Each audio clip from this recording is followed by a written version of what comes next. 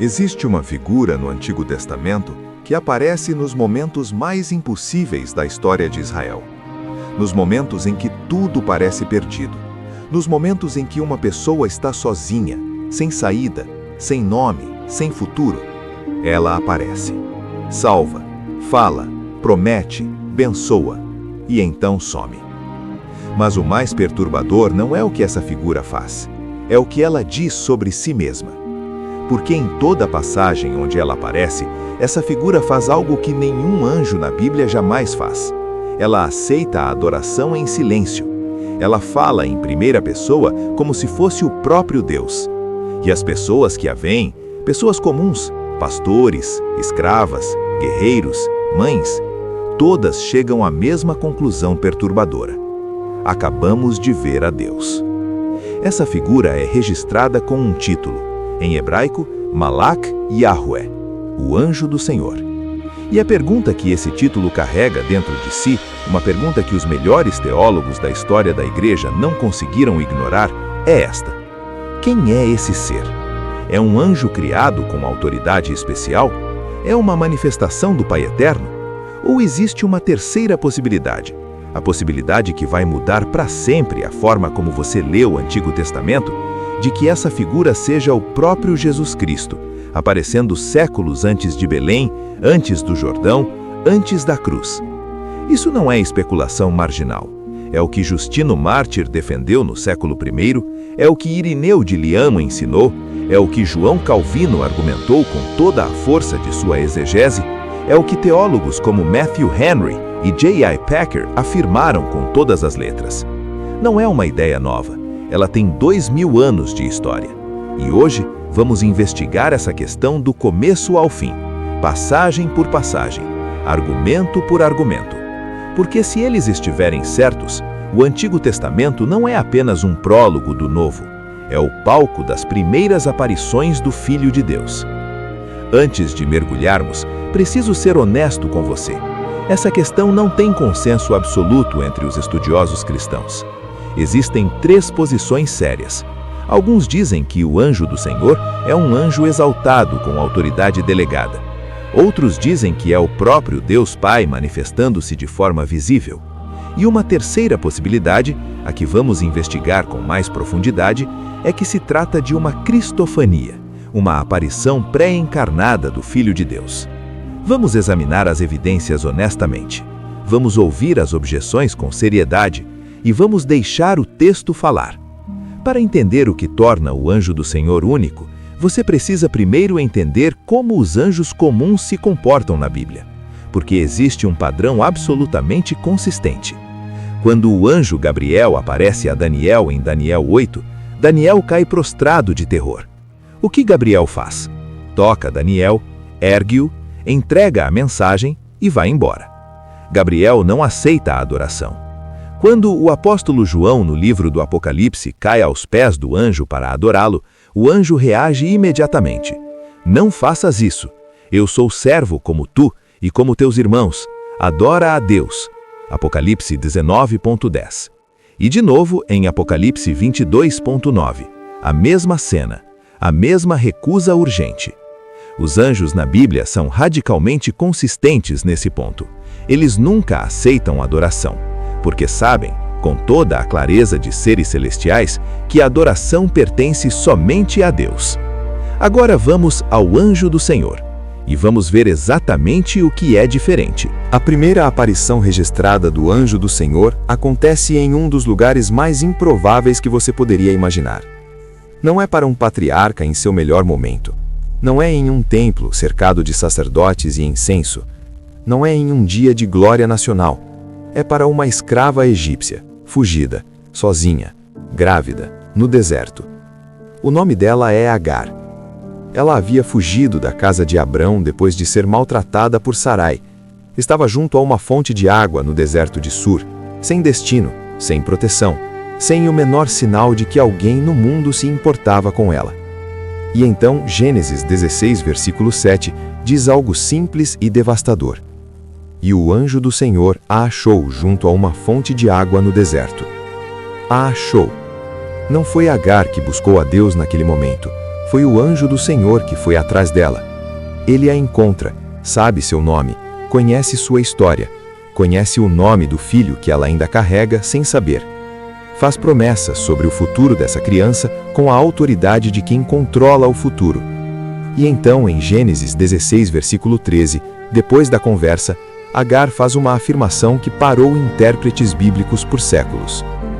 E chamou o nome do Senhor que lhe falara: Tu és o Deus que me vê. Ela não disse: Tu és o anjo que me encontrou. Ela não disse: Tu és o mensageiro enviado pelo Deus que me vê. Ela disse: Tu és Deus. E o texto não a corrige. Em nenhum momento o narrador sagrado diz que Agar se confundiu. Em nenhum momento alguém intervém para dizer: Não, Agar, era apenas um anjo. O narrador registra essa identificação como verdade. A pergunta que isso levanta é simples e pesada. Como um ser criado pode ser corretamente chamado de Deus por alguém que o encontrou, e o texto inspirado registrar isso sem correção? Pense nisso por um momento. Uma escrava egípcia, sem teologia sofisticada, no meio do deserto, chama o ser que a encontrou de Deus, e o Espírito Santo, que inspirou cada palavra de Gênesis, deixa essa afirmação de pé. Avancemos para uma das cenas mais tensas de todo o Antigo Testamento. Você conhece a história, mas ouça de novo como se fosse a primeira vez. Abrão está no Monte Moriá. Isaque, o filho da promessa, o filho pelo qual Abrão esperou 100 anos, está amarrado sobre o altar. A lenha está arrumada, a faca está levantada, e o silêncio antes do golpe deve ter sido o mais longo da vida de Abrão. Então Gênesis 22:11 registra: Mas o anjo do Senhor o chamou do céu e disse: Abrão, Abrão. Abrão para, e o anjo fala: Não estendas a tua mão sobre o rapaz, nem lhe faças nada, porque agora sei que temes a Deus, pois não me negaste teu filho, o teu único filho. Pause aqui. Não me negaste teu filho. Quem está falando? O teste de Abrão em Gênesis 22:1 diz que foi Deus quem ordenou o sacrifício. Deus ordenou. E agora o anjo do Senhor recebe a obediência na primeira pessoa, como se ele e o Deus que ordenou fossem o mesmo ser. A continuação em Gênesis 22:15-17 é ainda mais explícita. O anjo do Senhor chama Abrão uma segunda vez e diz: Por mim mesmo jurei, diz o Senhor. Por mim mesmo jurei. Na teologia hebraica, Deus jura por si mesmo, porque não há ninguém maior por quem jurar. Hebreus 6:13 confirma isso. Pois quando Deus fez a promessa a Abrão, não tendo ninguém maior por quem jurar, jurou por si mesmo. Esse é um ato exclusivamente divino, e o anjo do Senhor o faz, em primeira pessoa, como o Senhor. Agora chegamos à cena mais famosa do Antigo Testamento, e talvez a mais reveladora para esta investigação. Moisés está no deserto de Midian, cuidando do rebanho de seu sogro Jetro. Caminha pelos arredores do Monte Horebe, o monte de Deus, e então vê algo que a razão não consegue explicar. Uma sarça que queima, mas não se consome. A chama está viva, o arbusto não vira cinza. Moisés se desvia do caminho para ver de perto. E Êxodo 3:2 diz: E apareceu-lhe o anjo do Senhor em uma chama de fogo do meio de uma sarça. Foi o anjo do Senhor que apareceu. Mas então, no versículo 4, o texto muda de nome sem nenhuma explicação. E vendo o Senhor que ele se havia desviado para ver, chamou Deus a ele do meio da sarça. Pera, o versículo 2 diz que foi o anjo do Senhor na sarça. O versículo 4 diz que foi Deus quem chamou de dentro da mesma sarça. O mesmo ser, a mesma chama, 2 nomes. E então, no versículo 6, esse ser fala: Eu sou o Deus de teu pai, o Deus de Abraão, o Deus de Isaque e o Deus de Jacó. Moisés esconde o rosto porque teme olhar para Deus, não para um anjo, para Deus. O texto usa anjo do Senhor e Deus de forma intercambiável para descrever o mesmo ser na mesma cena. Para qualquer leitor honesto, isso não é descuido literário, é uma identificação deliberada. E agora conecte isso a algo que Jesus disse séculos depois. Em João 8:56, Jesus afirma para os fariseus: Abraão, o vosso pai, exultou por ver o meu dia, viu-o e alegrou-se. Os fariseus respondem com escárnio: ainda não tens 50 anos e viste Abraão?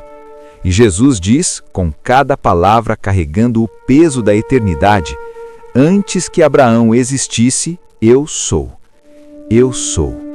Em Êxodo 3:14, quando Moisés pergunta o nome de Deus na sarça, a resposta é: eu sou o que sou.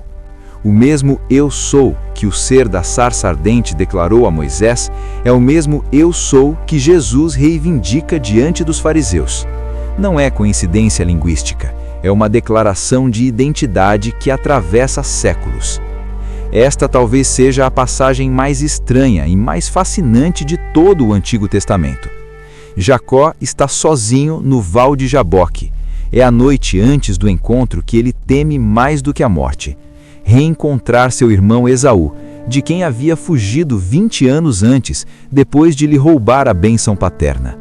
Ele mandou sua família, seus servos, seus rebanhos para o outro lado do rio, e ficou só.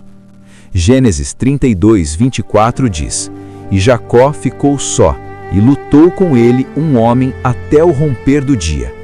Um homem, não um anjo, não Deus. O texto diz simplesmente um homem. Eles lutam a noite toda. Em determinado momento, o ser toca a articulação do quadril de Jacó e desloca o osso. E mesmo assim, Jacó não solta. Mesmo com o quadril fora do lugar, na escuridão, com os músculos exaustos, ele agarra e não larga. Deixe-me ir, pois já rompeu o dia. Não te deixarei ir se não me abençoares. O ser pergunta o nome de Jacó e então diz: não se chamará mais o teu nome Jacó, mas Israel, porque lutaste com Deus e com os homens, e prevaleceste. Lutaste com Deus. O próprio ser que afirmou ser um homem, agora diz que Jacó lutou com Deus. Jacó pergunta o nome do ser, e o ser se recusa a revelar, apenas o abençoa e some. Gênesis 32:30 registra as palavras de Jacó ao amanhecer. E Jacó chamou o nome do lugar Peniel, porque vi a Deus face a face, e a minha alma se salvou. Vi a Deus face a face. E séculos depois, o profeta Oséias olha para trás para esse episódio e escreve que Jacó lutou com o anjo. Oséias 12:4. Então temos 3 identificações do mesmo ser na mesma noite. O narrador diz, um homem. Jacó diz, Deus. Oséias diz, o anjo. Homem, Deus, anjo. Para a teologia da encarnação, isso é exatamente o que você esperaria de uma aparição pré-encarnada do Filho de Deus, aquele que é ao mesmo tempo plenamente divino e que viria um dia a aparecer de forma plenamente humana. O Val de Jaboque foi o ensaio de Belém. Israel acabou de cruzar o Jordão a pé seco. Estão às portas de Jericó. A maior batalha da conquista está prestes a começar. Josué está caminhando sozinho quando levanta os olhos e vê um homem parado diante dele com uma espada desembainhada na mão. Josué se aproxima com a direteza de um soldado e pergunta: és dos nossos ou dos nossos adversários? A resposta para tudo: não, mas sou o príncipe do exército do Senhor, e agora cheguei. Josué imediatamente cai com o rosto em terra e adora. E o ser não o corrige. Lembre-se do padrão dos anjos. João, no Apocalipse, cai aos pés de um anjo para adorá-lo, e o anjo o interrompe imediatamente. Não faças isso. Este ser não faz isso. Aceita a adoração em silêncio. E então diz algo que Deus havia dito a Moisés diante da sarça ardente: tira as sandálias dos teus pés, porque o lugar em que estás é santo. As mesmas palavras, o mesmo gesto, o mesmo sinal inconfundível de presença divina.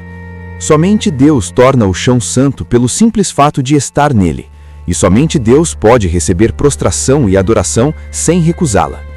Se esse conteúdo está abrindo uma camada da Bíblia que você nunca tinha visto assim, se inscreve no canal agora e ativa o sino. Toda semana existe uma investigação como essa, passagem por passagem, argumento por argumento, nas profundezas que a maioria dos cultos nunca vai ter tempo de explorar.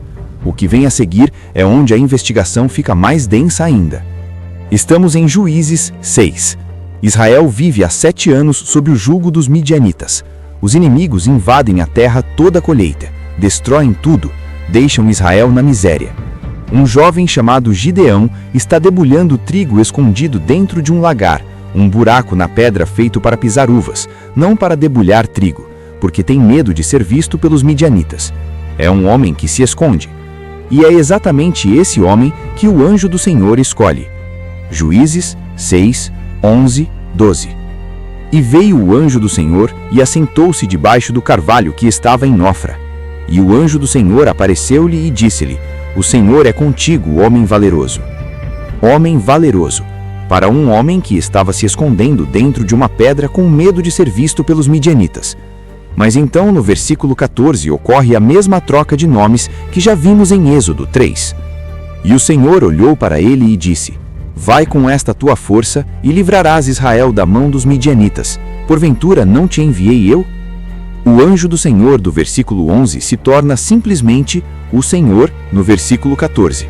Novamente, o mesmo padrão, a mesma fusão de identidade. Gideão ainda não acredita completamente. Pede um sinal, prepara uma oferta, carne de cabrito, pão ázimo, caldo e dispõe tudo sobre uma rocha, seguindo as instruções do anjo. O anjo do Senhor estende a ponta do cajado, toca a carne e o pão, e fogo sobe da rocha e consome tudo. Fogo divino consumindo o sacrifício, como o fogo de Deus que desceu sobre o altar de Elias no Monte Carmelo, como a glória do Senhor que consumia as ofertas no tabernáculo. Gideão vê a chama, entende quem estava diante dele e entra em colapso. Ai de mim, Senhor Deus, pois tenho visto o anjo do Senhor face a face. Ele está com medo de morrer. Por quê? Porque em Êxodo 33, 20, Deus havia dito a Moisés: Porquanto nenhum homem pode me ver e viver. Gideão não está com medo de ter visto um mensageiro celestial, está com medo de ter visto Deus. E o ser que o conforta não nega a identificação. Apenas diz: Paz seja contigo, não temas, não morrerás. Esta é talvez a passagem mais teologicamente carregada de toda esta investigação, e é também a mais silenciosa. Manoá e sua esposa são um casal estéril, ela nunca havia concebido. O anjo do Senhor aparece à mulher e anuncia que ela conceberá e dará à luz um filho que seria nazireu desde o ventre e que começaria a livrar Israel dos filisteus. Esse filho seria Sansão. Manoá, quando ouve o relato da esposa, ora a Deus pedindo que o ser volte para ensiná-los como criar a criança. E o anjo do Senhor volta. Manoá faz uma pergunta direta em Juízes 13, 17. Qual é o teu nome, para que quando a tua palavra se cumprir, te honremos? A resposta do anjo para tudo e não responde nada ao mesmo tempo. Por que perguntas pelo meu nome? Ele é maravilhoso. Em hebraico, a palavra usada é da raiz pele, algo além da compreensão, extraordinário, inscrutável. Agora, abra Isaías 9:6, a profecia do Messias vindouro. Porque um menino nos nasceu, um filho se nos deu, e o seu nome será Maravilhoso Conselheiro, Deus Forte, Pai da Eternidade, Príncipe da Paz. O primeiro título messiânico em Isaías 9:6 vem da mesma raiz hebraica que o anjo do Senhor usa para descrever o seu nome em Juízes 13:7. Coincidência? Ou o fio invisível voltando à superfície? O mesmo ser em tempos diferentes, carregando o mesmo nome porque é o mesmo Messias. Manoá prepara o sacrifício e o oferece ao Senhor, e o anjo do Senhor faz algo que nenhum ser criado faria. Sobe dentro da chama do altar em direção ao céu, diante dos olhos de Manoá e sua esposa. Eles caem com o rosto em terra. E então Juízes 13:22 diz: E disse Manoá à sua mulher: Certamente morreremos, porque vimos a Deus. Pela terceira vez nesta investigação, uma testemunha ocular identifica o anjo do Senhor como Deus. Agar disse: Tu és o Deus que me vê. Jacó disse: Vi a Deus face a face. Manoá disse: Vimos a Deus. 3 pessoas, 3 séculos separados, 3 circunstâncias completamente diferentes, a mesma conclusão. Você começa a perceber que esse não é um padrão acidental. Vamos parar aqui e olhar para tudo o que acumulamos. Existe um padrão que costura todas estas passagens com o mesmo fio. O anjo do Senhor aparece sempre em forma visível, frequentemente como homem. Ele fala em primeira pessoa como Deus, não como representante de Deus, mas como o próprio Deus. Ele aceita a adoração sem recusar, o oposto exato de todo anjo que aparece em qualquer outra passagem. Os que o veem concluem que viram a Deus, e o texto sagrado não os corrige. Ele some após o encontro sem deixar rastro, sem continuidade narrativa. E então, após o início do ministério de Jesus no Novo Testamento, as aparições com esse perfil desaparecem completamente do registro bíblico. Esse último ponto é raramente discutido e é talvez o mais revelador de todos. No Novo Testamento, anjos continuam aparecendo. Gabriel aparece para Maria e para Zacarias, um anjo anuncia o nascimento de Jesus aos pastores, anjos fortalecem Jesus no deserto e no Getsêmani. Um anjo remove a pedra do sepulcro, anjos libertam Pedro da prisão, mas nenhum deles tem o perfil do anjo do Senhor do Antigo Testamento. Nenhum fala como Deus em primeira pessoa, nenhum aceita a adoração, nenhum é identificado como Deus pelos que o veem. Por quê? A resposta que a teologia da encarnação oferece é a mais coerente com todos os dados. Porque aquele que aparecia de forma velada no Antigo Testamento havia agora aparecido de forma plena no Novo. O véu havia sido retirado, a aparição secreta havia se tornado a revelação definitiva. O anjo do Senhor havia se encarnado, e não havia mais necessidade de aparições veladas, porque a palavra havia se tornado carne e habitado entre nós. Qualquer investigação honesta precisa ouvir as vozes que discordam. Existem 3 objeções principais, e elas merecem respostas sérias. A primeira: anjo apenas significa mensageiro. O anjo do Senhor pode ser Deus Pai aparecendo como mensageiro de si mesmo. Essa posição é teologicamente defensável. A palavra hebraica malak de fato significa mensageiro, e há quem argumente que quando Deus aparece de forma visível, é sempre o Pai que se manifesta. O problema é que o Novo Testamento coloca uma barreira nessa interpretação. João 1,18 diz: "A Deus ninguém jamais viu. O Filho unigênito que está no seio do Pai, esse o tem declarado." Ninguém jamais viu o Pai, mas há visões de Deus no Antigo Testamento. Como resolver essa tensão? A solução que a tradição trinitária clássica oferece é precisa. O Filho é o Deus que se revela. O Filho é a imagem do Deus invisível. Colossenses 1,15. Se há visões de Deus, é o Filho que está sendo visto. A segunda: quando o anjo do Senhor fala como Deus, é autoridade delegada, como um embaixador que fala na primeira pessoa do rei. Essa é a objeção mais sofisticada, e há verdade nela. Na cultura do Antigo Oriente Médio, um embaixador real podia falar na primeira pessoa do seu enviante. Mas o problema é que as passagens que analisamos ultrapassam amplamente o protocolo de embaixador. Um embaixador não recebe adoração de generais. Um embaixador não jura por mim mesmo com autoridade divina.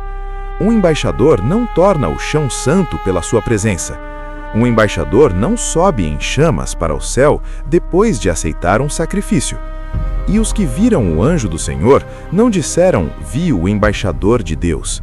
Disseram "vi a Deus", com terror, com tremor, com a convicção de quem sabe que está diante de algo que ultrapassa qualquer mensageiro. A terceira é retroprojeção. Cristãos lendo Jesus no Antigo Testamento de forma anacrônica. Mas essa objeção é metodologicamente séria, mas ela precisa responder a uma pergunta que não tem resposta simples. Por que os próprios autores do Antigo Testamento, que não tinham cristologia desenvolvida, que não conheciam o conceito de trindade da forma que temos hoje, por que eles descrevem o anjo do Senhor com atributos exclusivamente divinos? Por que Manoá, um homem do período dos juízes, sem acesso a nenhuma teologia trinitária, conclui que viu Deus? A retroprojeção pode explicar a interpretação cristã posterior. Ela não explica os dados primários do texto hebraico. Até aqui, investigamos o Antigo Testamento de dentro para fora, passagem por passagem. Mas agora, precisamos ver o que o próprio Novo Testamento diz sobre a presença de Cristo antes da encarnação. E o que ele diz é mais explícito do que muita gente percebe. João 1, de 1 a 3. No princípio era o Verbo, e o Verbo estava com Deus, e o Verbo era Deus. Ele estava no princípio com Deus. Todas as coisas foram feitas por ele, e sem ele, nada do que foi feito se fez. O Filho Eterno existia antes da criação, e estava ativo na criação. João 8, de 56 a 58. Jesus diante dos fariseus. Abraão, o vosso pai, exultou por ver o meu dia, viu-o e alegrou-se. Antes que Abraão existisse, eu sou. O Jesus não diz antes que Abraão existisse, eu existia. Ele usa o tempo presente, eu sou, o mesmo eu sou da sarça ardente. Uma afirmação de eternidade, não apenas de pré-existência. 1 Coríntios 10, 4. Paulo falando sobre Israel no deserto. E todos beberam a mesma bebida espiritual, porque bebiam da pedra espiritual que os seguia, e a pedra era Cristo. Paulo diz explicitamente que Cristo estava presente e ativo durante o Êxodo, não como figura de linguagem, como realidade histórica e espiritual.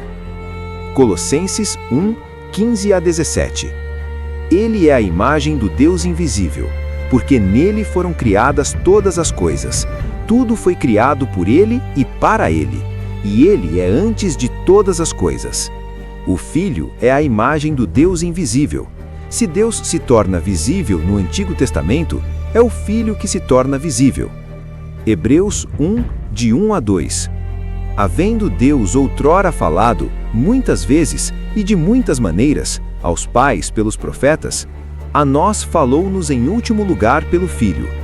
Muitas vezes, de muitas maneiras. O anjo do Senhor pode muito bem ter sido uma dessas maneiras. Existe um princípio que a teologia histórica chama de acomodatio, a acomodação divina. É a ideia de que Deus, em sua condescendência infinita, se revela de formas que os seres humanos conseguem suportar. Quando Moisés pediu ver a glória de Deus, em Êxodo 33, a resposta foi: não podes ver a minha face, porquanto homem nenhum verá a minha face e viverá. A glória plena de Deus não pode ser contida numa visão humana. É grande demais, é intensa demais, é sagrada demais. Mas o Filho pode se aproximar de forma velada, pode aparecer em forma de homem, pode falar, prometer, abençoar, lutar, sem a plenitude insuportável da glória divina descoberta. É o Deus que condescende, é o Deus que desce. E isso explica a atenção permanente que os leitores do Antigo Testamento sempre sentiram.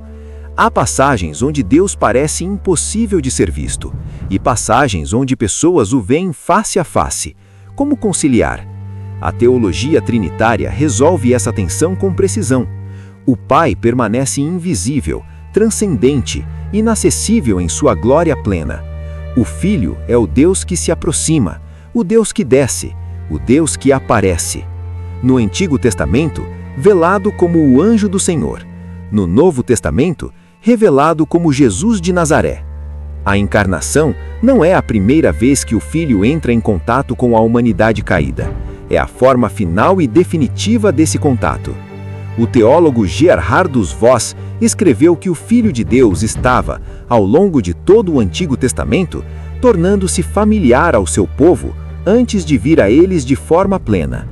Cada aparição era um passo, cada encontro era uma preparação, cada momento de descida era um ensaio do que estava por vir em Belém. Talvez você esteja perguntando, e daí? Que diferença isso faz para a minha vida?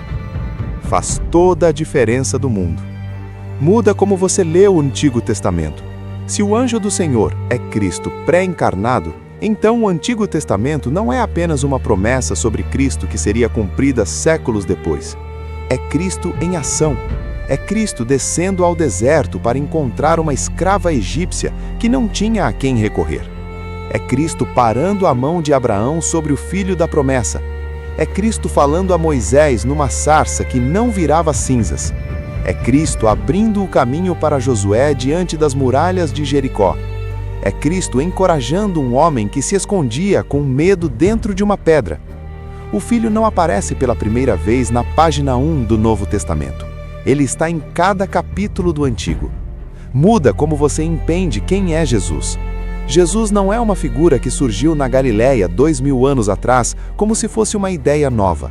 É o mesmo ser que estava com Deus antes de qualquer coisa existir, que participou da criação, que caminhou com os patriarcas, que falou com os profetas, que desceu ao deserto de Sur para achar uma escrava que não sabia que estava sendo procurada. Quando Jesus diz, antes que Abraão existisse, eu sou, não é filosofia abstrata, é história concreta, é memória divina, é a declaração de quem esteve lá. E muda como você entende o amor de Deus. O Deus que você encontra no Antigo Testamento não é um juiz distante que ficou esperando pacientemente do alto do céu para mandar seu filho resolver o problema da humanidade quando chegasse a hora certa. É o mesmo Deus que desde antes de Abraão estava descendo. Na sarça ardente, no val de Jaboque, no deserto onde Agar estava só, no monte Moriá onde Abraão levantou a faca. O padrão de descida e presença não começa em Belém. Começa no Jardim do Éden, quando Deus caminhava com Adão na frescura do dia. E cada aparição do anjo do Senhor é um eco desse padrão, um sinal de que Deus nunca desistiu de se aproximar, um prenúncio de que um dia ele não desceria apenas para uma aparição efêmera, desceria para ficar. As aparições continuam pelo Antigo Testamento, e cada uma tem algo que parte o coração. Em 1 Reis 19, o profeta Elias está debaixo de um junípero no deserto. Ele acabou de fugir da rainha Jezabel depois da vitória no Monte Carmelo. Está tão exausto, tão desesperado, que pede a morte. Já basta, Senhor, tire a minha vida. E adormece. O anjo do Senhor aparece, não com uma repreensão, não com um sermão, não com uma visão apocalíptica. Toca Elias e diz: levanta-te e come, porque o caminho é longo demais para ti. Havia pão quentinho e água junto à cabeça de Elias. Pense nisso por um segundo. O mesmo ser que pronunciou o nome de Deus na sarça ardente, que lutou com Jacó na escuridão do Jaboque, que apareceu com espada desembainhada diante de Josué, esse mesmo ser vai até um profeta esgotado debaixo de uma árvore e faz comida para ele. Cuida dele como se cuida de uma criança doente. Há uma ternura nesse gesto que nenhuma teologia consegue esgotar. Ele aparece também ao profeta Zacarias em uma série de visões registradas em Zacarias 1-6, intercedendo por Jerusalém, disputando com o adversário, dirigindo os assuntos do povo de Deus com autoridade soberana. E então as aparições param. Com a chegada de João Batista, o precursor, e depois com a vinda de Jesus, o anjo do Senhor com esse perfil distinto, aquele que fala como Deus, aceita a adoração, é identificado como Deus pelos que o veem, desaparece completamente do registro bíblico. Porque o velado agora está revelado. O que aparecia em chamas e sonhos e formas humanas efêmeras, agora caminha em carne pelas estradas da Galileia. Agora sangra sobre a madeira de uma cruz. Agora ressuscita e deixa o lençol dobre no sepulcro vazio. A aparição secreta chegou ao fim, e a presença permanente havia começado. Existe uma frase de João Calvino que atravessa séculos e ainda chega intacta. Calvino escreveu que Cristo era o mediador eterno, não apenas desde a encarnação, mas desde o começo. Que o Filho de Deus sempre foi o Deus que se aproxima, o Deus que desce, o Deus que fala face a face com a humanidade que estava se perdendo. Não há um Deus do Antigo Testamento e um Deus do Novo Testamento. Há um único Deus, que sempre quis estar perto da sua criação, que desceu ao deserto de Sur por uma escrava egípcia que não sabia o nome do seu filho, que chegou ao Monte Moriá no último segundo, que se escondeu numa chama que não queimava para falar com um homem que havia fugido do Egito, que lutou a noite toda com um patriarca medroso às margens de um rio, que parou diante de um general com uma espada desembainhada para mostrar quem realmente liderava a batalha, que foi sentar debaixo de um carvalho para chamar um homem assustado de homem valoroso, que subiu em chamas para o céu depois de fazer uma promessa que se cumpriria, que fez pão quentinho para um profeta esgotado debaixo de uma árvore. Esse é o Deus que você encontra nas páginas do Antigo Testamento. Não um Deus distante esperando a hora certa de agir. Um Deus que sempre esteve descendo. Agar viu o Deus que a vê. Moisés viu o Deus que fala. Jacó lutou com o Deus que toca. Josué adorou o Deus que lidera. Gideão foi encontrado pelo Deus que chama. Manoá tremeu diante do Deus que aparece. Elias foi alimentado pelo Deus que cuida. E nós, 2000 anos depois, vivemos do lado de cá da encarnação, da cruz, da ressurreição e da ascensão. Não precisamos mais de aparições veladas. Temos as Escrituras completas. Temos o Espírito habitando em nós. Temos a promessa de que aquele que aparecia de forma misteriosa no deserto, na sarça, no rio, na chama, voltará, mas desta vez sem véu nenhum. Eis que ele vem com as nuvens, e todo o olho o verá. Apocalipse 1:7. O anjo do Senhor sempre foi Jesus, e Jesus sempre foi o anjo do Senhor. Antes de Belém, antes do Jordão, antes da cruz, desde sempre, sempre descendo, sempre procurando. A questão agora não é teológica, não é acadêmica. A questão é pessoal. Você já percebeu que enquanto você estava no seu deserto, na sua sarça, no seu val de Jaboque, ele já estava lá antes de você chegar? Se esse estudo mudou algo na forma como você lê a Bíblia, compartilhe esse vídeo com alguém que precisa saber que o Antigo Testamento não é uma história separada, é a mesma história, com o mesmo protagonista, desde a primeira página. Se inscreve no canal e ativa o sino, porque a próxima investigação vai fundo do mesmo jeito. E deixa nos comentários, qual dessas aparições te impactou mais? Qual delas fez você enxergar Jesus em um lugar onde você nunca tinha procurado por ele? Quero ler.